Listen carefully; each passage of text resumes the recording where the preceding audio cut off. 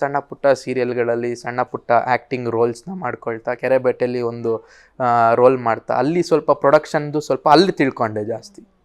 ಅಲ್ಲಿ ನಂದು acting time ಇರಲಿಲ್ಲ ಅಂದಿದ್ರು ಕೂಡ ನನ್ನ ಶೂಟ್ ಇರಲಿಲ್ಲ ಅಂದಿದ್ರು ಕೂಡ ಸೆಟ್ಟಲ್ಲಿ ಇರ್ತಿದ್ದೆ.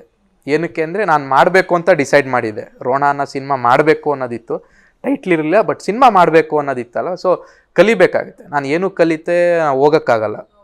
ಈಗ ಯಾರೇ ಪ್ರೊಡಕ್ಷನ್ ಮ್ಯಾನೇಜರ್ ಬಂದರೂ ಒಬ್ಬ ಪ್ರೊಡ್ಯೂಸರ್ ಆಗಿ ನಾನು ಏನು ಕಲಿದಂಗೆ ಹೋದರೆ ನನಗೆ ಅದು ದೊಡ್ಡ ಎಫೆಕ್ಟ್ ಆಗುತ್ತೆ. ಯಾಕಂದರೆ ನಂದು ದುಡ್ಡಿರೋದು ತುಂಬ ಕಮ್ಮಿ ದುಡ್ಡು, ಅಂದರೆ ಸೇರಿಸ್ಕೊಂಡು ಮಾಡ್ಕೋತಾ ಇದ್ದೀವಿ.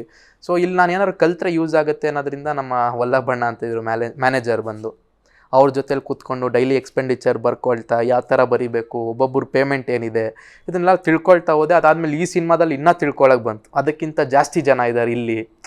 ಒಂದು ರೋಪ್ ಶಾಟಿಗೆ ಇಷ್ಟು ಜಾಸ್ತಿ ಆಗುತ್ತೆ ಅನ್ನೋದು ಗೊತ್ತಿರಲಿಲ್ಲ ನನಗೆ. ಈ ಸಿನಿಮಾದಲ್ಲಿ ಒಂದಷ್ಟು ಕಲಿತೆ, ಇನ್ನು ಕಲಿಯೋದು ತುಂಬ ಇದೆ ಅಂತ ಹೇಳ್ಬೋದು.